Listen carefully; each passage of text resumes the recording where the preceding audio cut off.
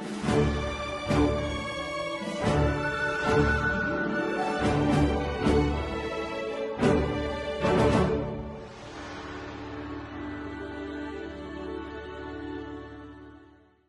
paz do Senhor Jesus, a você que nos assiste. A paz do Senhor, Raquel. A paz do Senhor, Cláudia. Que bom estarmos aqui novamente.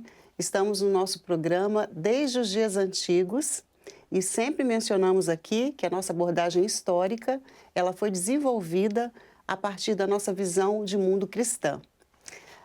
Ela está sempre em consonância com a nossa confissão de fé, pois nós cremos que Deus é o Senhor do tempo e por Ele e para Ele todas as coisas foram criadas pela palavra do seu poder. Na aula passada, o Mediterrâneo foi o protagonista. Vimos que ele conectava povos, mercadorias e ideias. Hoje, vamos acompanhar o nascimento de um povo que aprendeu a usar esse mar como ninguém, os gregos. Mas eles não surgiram do nada.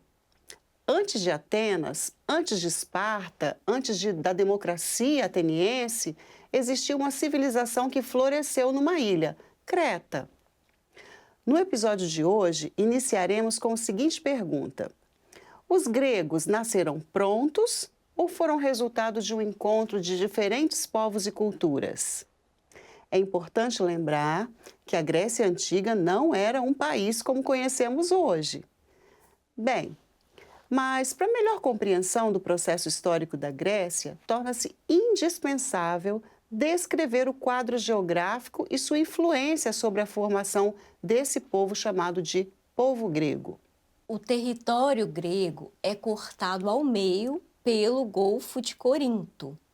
Ao norte desse golfo fica a Grécia continental. Ao sul, a Grécia peninsular. E existe uma terceira parte, a Grécia insular, que é formada por numerosas ilhas espalhadas pelo mar Egeu. Veja na imagem. A Grécia continental apresenta numerosas cadeias montanhosas. No meio delas existem planícies férteis, isoladas umas das outras. Esse tipo de relevo foi importante para explicar o surgimento de estados locais, pois as comunicações internas eram muito difíceis. A Grécia peninsular apresenta como característica marcante um litoral muito recortado, e isso facilitava a navegação entre um ponto e outro. As numerosas ilhas espalhadas pelo mar Egeu facilitavam muito a comunicação com o exterior. Essas ilhas serviam de verdadeiros trampolins, que permitiam a navegação com terra sempre à vista. Isso era fundamental num período de técnica naval precária, em que os marinheiros não se aventuravam à navegação em alto mar, ficando sempre próximo à costa. Esses condicionamentos geográficos que vocês podem acompanhar explicam a tendência que os gregos apresentavam de se integrarem com o exterior, muito mais do que com o interior. Os gregos, ou helenos, habitantes da Hélade, como era chamada a Grécia, são de origem indo-europeia. Os gregos pertenciam ao grande conjunto de povos de língua indo-europeia. Em obras mais antigas, esses grupos eram chamados de arianos. Entre todas as aspas, né? É um termo atualmente pouco utilizado pelos os historiadores. Tradicionalmente, os aqueus são considerados um dos primeiros grupos gregos identificáveis nessa Grécia continental, embora os processos migratórios ainda sejam objeto de debate. Vinham com seus rebanhos em busca de melhores pastagens e é plausível que tenham ocupado as melhores terras que encontraram. Nesse processo de ocupação, esse primeiro grupo, chamado de aqueus, eles assimilaram povos mais antigos existentes na Grécia, como os pelágios ou pelasgos. Alguns estudiosos acreditam que o termo pelasgos possa ter sido o nome coletivo usado pelos gregos para diversos povos pré-gregos do Egeu. Aos poucos, os aqueus formaram alguns núcleos urbanos: Micenas, Tirinto e Argos. Destes, o mais importante era Micenas. Os habitantes dessa cidade de Micenas entraram em contato com a ilha de Creta. O contato entre micênicos e os minoicos levou à incorporação de muitos elementos culturais cretenses pelos reinos micênicos. Não há consenso cronológico, mas supõe-se que por volta de 1700 a.C., os núcleos arianos da Grécia foram sensivelmente fortalecidos com a chegada dos dois novos grupos indo-europeus. São estes os jônios e os eólios. Esses povos que a Cláudia mencionou realizaram uma integração com os habitantes que se encontraram na Grécia. Nesse período, a civilização minoica alcançava um elevado grau de desenvolvimento econômico, desenvolvimento artístico, comercial, enquanto os reinos micênicos se fortaleciam na Grécia continental, por meio de intensos contatos com Creta. Então já podemos responder à pergunta inicial. Os gregos nasceram prontos ou foram resultado do encontro entre diferentes povos e culturas?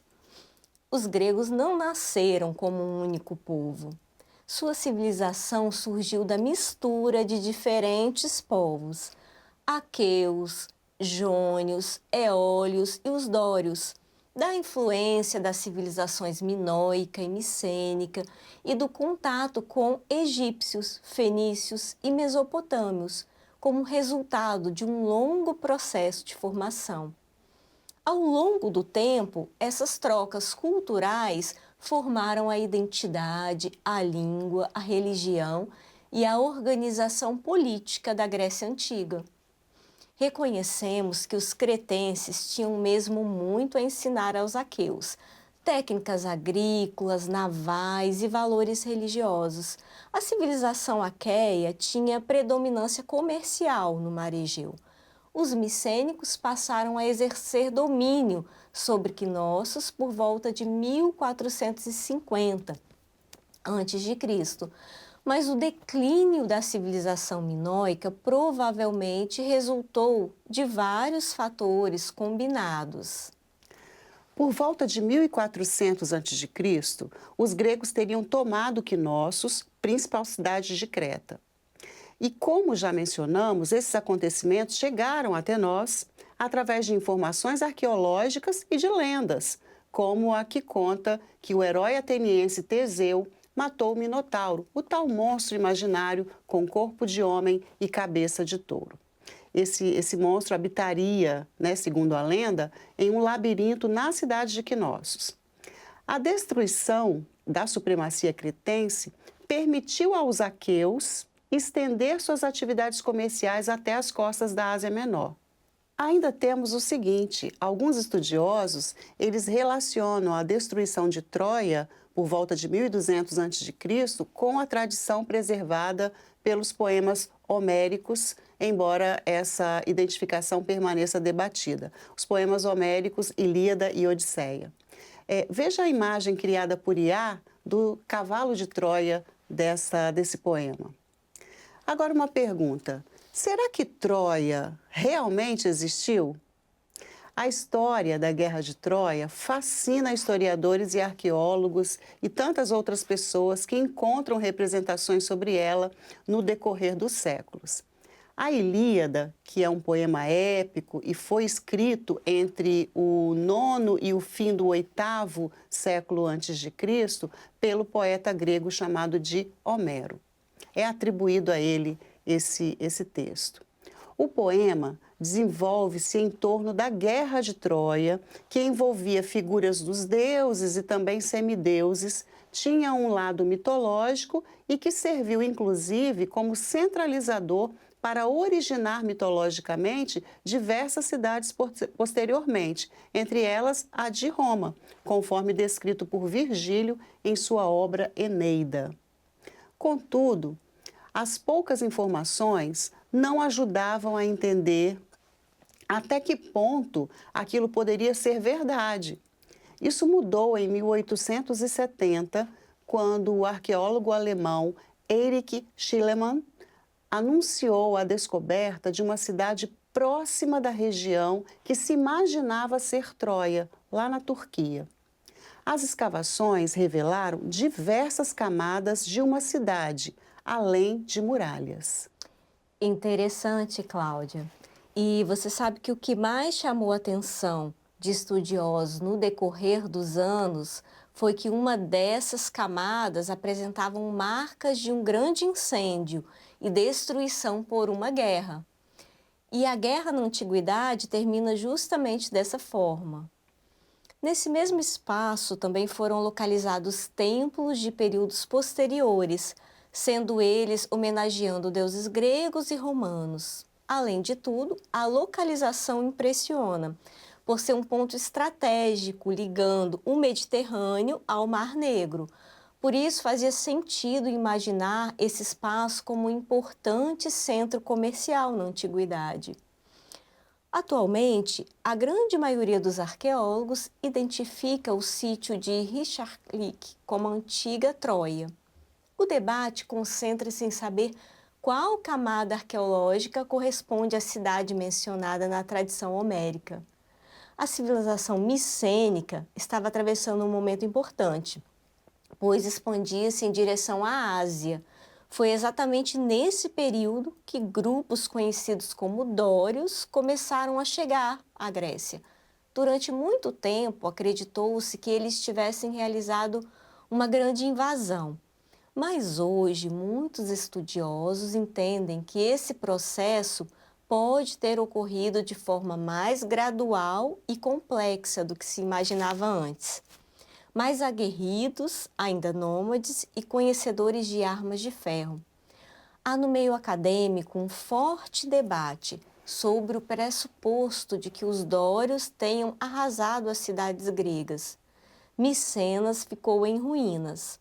A população fugiu e se espalhou. Numerosas colônias fundadas por gregos surgiram nas costas da Ásia Menor, em outras partes também do Mediterrâneo. Esse processo de dispersão recebeu o nome de primeira colonização grega. Concluindo o episódio de hoje, com a chegada dos dórios, começou um novo período da história da Grécia. A vida urbana desapareceu. A população regrediu para uma vida menos complexa, voltando, por exemplo, a se organizar em pequenas comunidades, cuja célula básica era a grande família ou genus.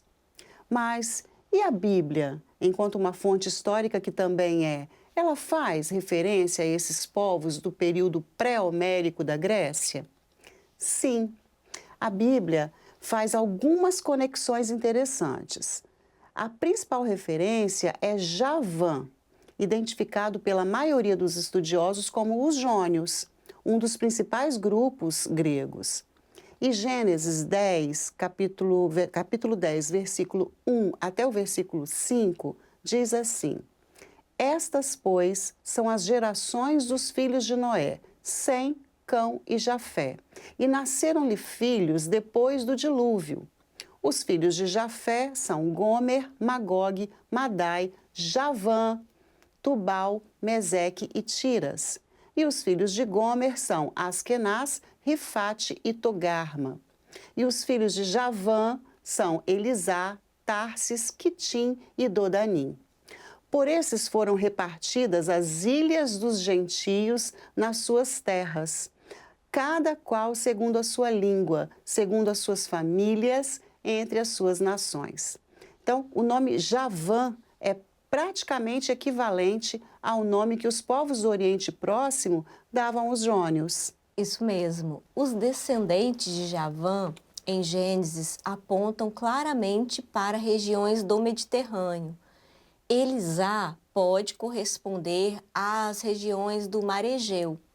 Tarsis é associada por muitos estudiosos ao extremo oeste do Mediterrâneo. Quitim costuma ser identificado com Chipre. Assim, a família de Javã representa povos marítimos ligados ao mundo grego. À medida que a cronologia bíblica avança, Javã deixa de ser apenas um ancestral e passa a representar os gregos.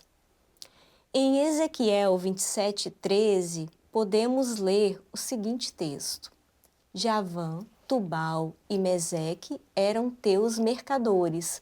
Em troca das tuas mercadorias davam pessoas de homens e objetos de bronze.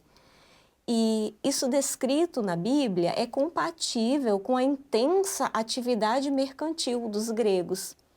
Ainda em Daniel 8, verso 21, nós temos também: Mas o bode peludo é o rei da Grécia, e o grande chifre que tinha entre os olhos é o primeiro rei.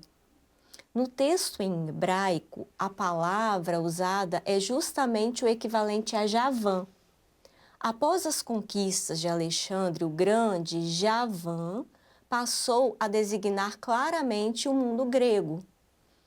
Bem, estamos terminando mais esse episódio, certos de que Deus é o dono do tempo, de eternidade a eternidade Ele é Deus. Se você gostou desse episódio, permaneça conosco. Temos ainda muito conteúdo sobre a Grécia para trabalhar, não é, Cláudia? Sim, sim. A paz do Senhor. A paz do Senhor.